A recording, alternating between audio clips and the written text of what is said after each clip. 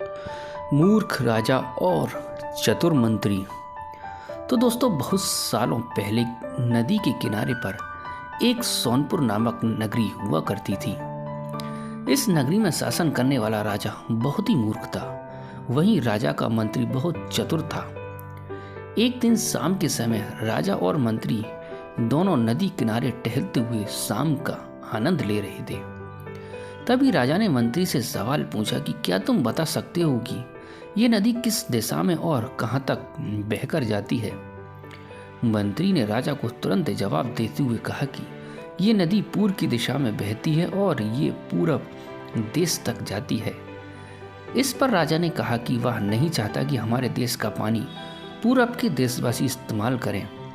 राजा ने मंत्री को नदी का पानी रोकने के लिए दीवार खड़ी करने का आदेश दिया।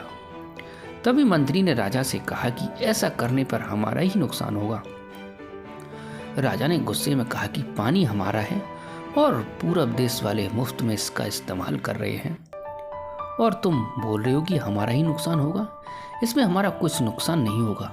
तुम जल्दी से जल्दी नदी में दीवार बनवाने का काम शुरू कराओ। मंत्री ने राजा का आज्ञा का पालन करते हुए कारीगरों को बुलाता है और नदी के पास दीवार बनवाने का काम शुरू करवा देता है।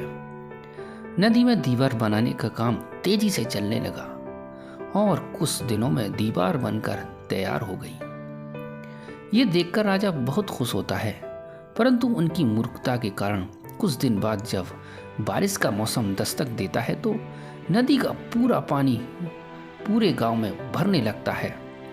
धीरे धीरे पानी लोगों के घरों में घुसना शुरू हो जाता है। इससे परेशान होकर सारे नगरवासी इकट्ठा होकर मंत्री के पास आते हैं।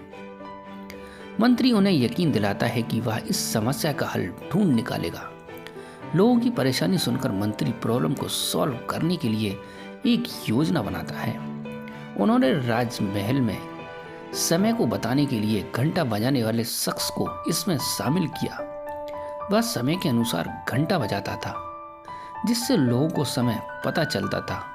मंत्री ने उसे कहा कि आज तुम प्रति घंटे की बजाय हर आधे घंटे में घंटा बजाना। उस आदमी ने मंत्री ने जैसा कहा वैसा ही किया।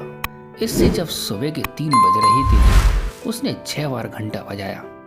6 घंटे सुनकर राजा और सभी नगरवासियों को लगा कि 6 बज गए हैं और सुबह हो गई है।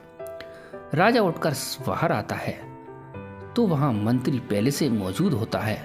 बाहर अंधेरा देखकर राजा मंत्री से पूछता है कि अभी तक सूर्योदय क्यों नहीं हुआ।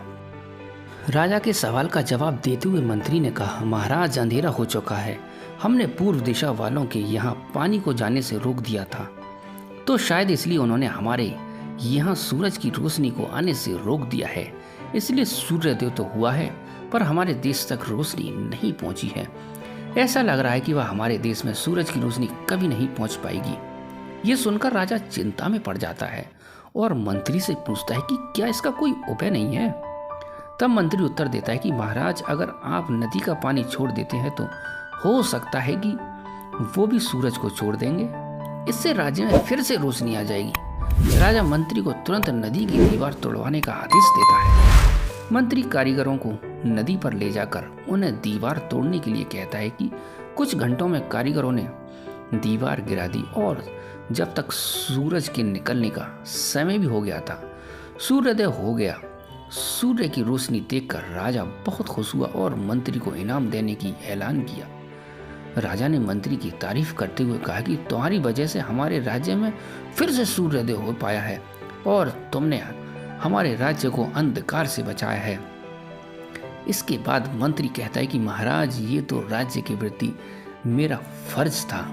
तो दोस्तों, इस कहानी से हमें बहुत ही बड़ी सीख मिलती है कि कभी भी दूसरों का बुरा नहीं करना चाहिए और ना ही उनकी तरक्की देखकर उनसे जलना चाहिए। जब आप दूसरों का भला करोगे तो भगवान आपका ज़रूर भला करेगा दोस्तों।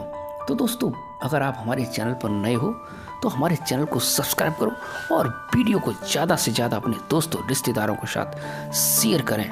तो मिलते हैं इससे भी अगली अच्छी वीडियो में। गुड बाय दोस्तों।